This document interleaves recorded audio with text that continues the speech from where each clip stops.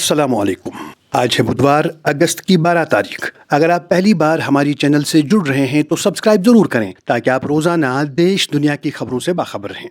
دوستو، آج سب سے پہلے بات کرتے ہیں ملک اور وادی کی سیکیورٹی صورتحال کی، جہاں دوستو 15 اگست یعنی یوم آزادی کی تقریبات کے پیش نظر سری نگر کو ایک کثیر جہتی حفاظتی حصار یعنی ملٹی لیئرڈ سیکیورٹی بلینکٹ میں تبدیل کر دیا گیا ہے۔ شہر کے چپے چپے پر فورسز تعینات کر دی گئی ہیں تاکہ عوام کے تحفظ کو یقینی بنایا جا سکے اور کسی بھی ناخوشگوار واقعے سے سختی سے نمٹا جا سکے۔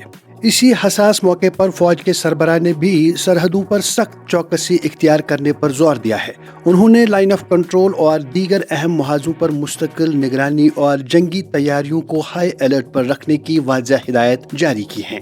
ان کا کہنا ہے کہ ہماری فورسز ہر طرح کے اندرونی اور بیرونی چیلنجز کا منہ توڑ جواب دینے کے لیے ہم وقت تیار ہیں۔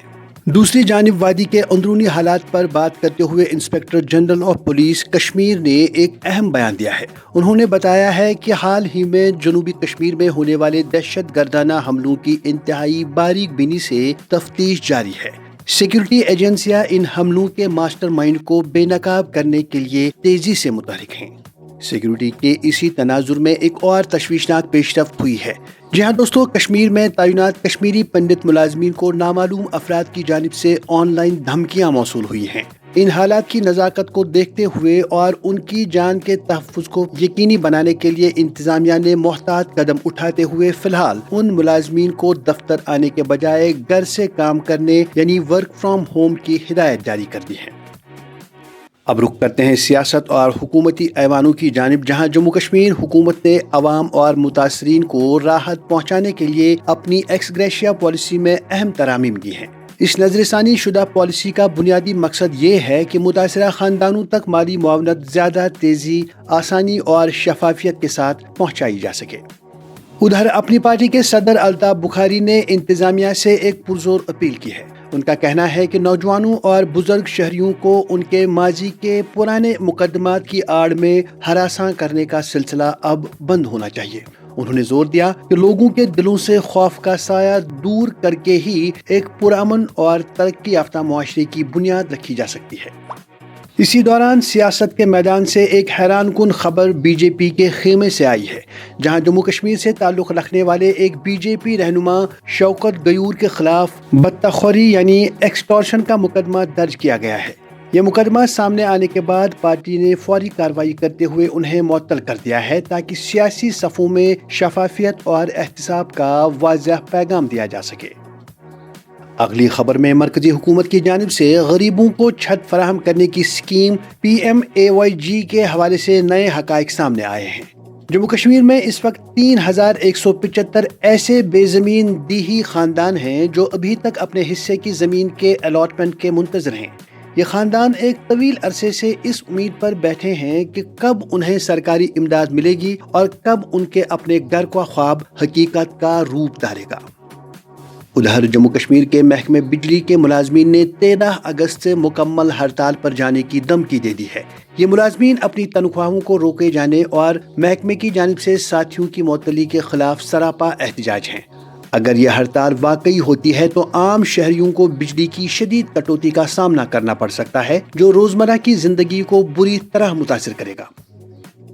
آگے بڑھتے ہیں تو PDP کے رہنما اقبال ترنبو نے ایک انتہائی اہم مسئلے کی طرف انتظامیہ کی توجہ مبذول کروائی ہے۔ ان کا کہنا ہے کہ سڑکوں پر رات کے وقت لگائی جانے والی غیر ضروری رکاوٹیں اور بیریکیڈز عوام کے لیے وبال جان بن گئے ہیں۔ اندھیرے میں یہ بیریکیڈز ڈرائیوروں کو نظر نہیں آتے، جس کی وجہ سے آئے دن خطرناک ٹریفک حادثات رونما ہو رہے ہیں۔